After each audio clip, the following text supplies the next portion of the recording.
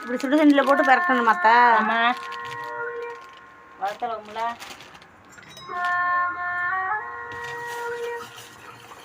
குழக்கணும் வருது.